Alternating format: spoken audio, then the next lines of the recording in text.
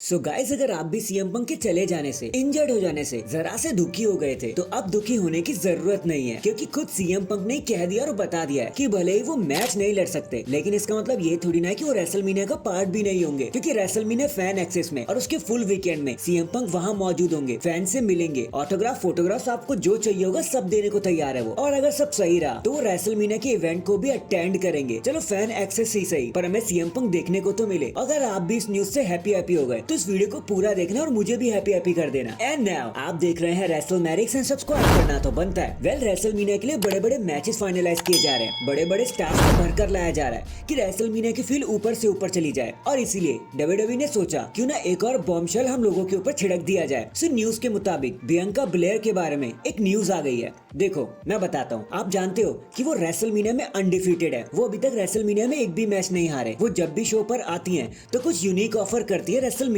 को। एंड क्योंकि Jade Cargill is on the horizon and Bianca Blair and Jade Cargill दोनों SmackDown का ही part है, तो डब्ल्यूडब्ल्यूई सोच रही है क्यों ना जेड कारगिल को बियांका ब्लेयर के सामने रखा जाए एट रेसलमेनिया। देखो बियांका ब्लेयर के लिए कुछ है तो है नहीं इस बार रेसलमेनिया में, तो उनको जेड कारगिल के साथ लड़वाना एक बहुत बड़ा बैंगर निकल के आएगा, ताकि बियांका की स्ट्रिक भी टेस्ट की जा सके और हो सकता है एक प्रॉपर एंडिंग भी मिल जाए जेड कारगिल के हाथों और जेड कारगिल को एक बड़ा पुश दे दिया जाए। वैसे तो ये अर्ली प्लान है बियांका के लिए, बट अगर ये मैच होता है ना तो I can tell you this, लोगों की नजरें जरूर इस मैच पर होंगी और हो सकता है कि ये मैच शो स्टॉपर भी बनकर हमारे सामने आ जाए। So for now at WrestleMania 40 it's Bianca Belair versus Jade Cargill. भाई मजा तो बहुत आएगा। Next WrestleMania 40 Philadelphia, Lincoln Financial Field, United State of America. So क्या लगता है कितना बड़ा होना चाहिए ये इवेंट? तो चलो मैं आपको बताता हूँ। सबसे पहले जिस दिन डब्ल्यूडब्ल्यूई ने रेसलमेनिया 40 के लिए टिकट्स ओपन करी थी ना, तो 24 घंटों के अंदर 90,000 से ज्यादा टिकटें सेल कर दी डब्ल्यूडब्ल्यूई में, जो अपने आप में एक रिकॉर्ड है। एंड अब जिस टाइम पर मैं वीडियो बना रहा हूँ तो ये आंकड़ा 1 लाख को भी पार कर चुका है। दोनों नाइट्स को मिलाकर टोटल 1,12,000 के आसपास लोग एक्सपेक्ट किए जा रहे हैं, जो अगेन एक रिकॉर्ड है। अभी शो हुआ भी नहीं है एंड ये मस्ट वॉच की कैटेगरी में आ चुका है and the most talk about WrestleMania of all time बन चुका है and the most socialised WrestleMania of all time का रिकॉर्ड भी इसी रेसलमेनिया के हाथों में। And this is the power of WWE and कुछ इतना बड़ा है हमारा इस साल का रेसलमेनिया। एंड ट्रस्ट मी, जितना ये इवेंट क्लोज आता जा रहा है ये नंबर अभी और ऊपर जाने वाले हैं। डब्ल्यूडब्ल्यूई का भर भर के फायदा होने वाला है। तो हैशटैग कांग्रेचुलेशंस डब्ल्यूडब्ल्यूई,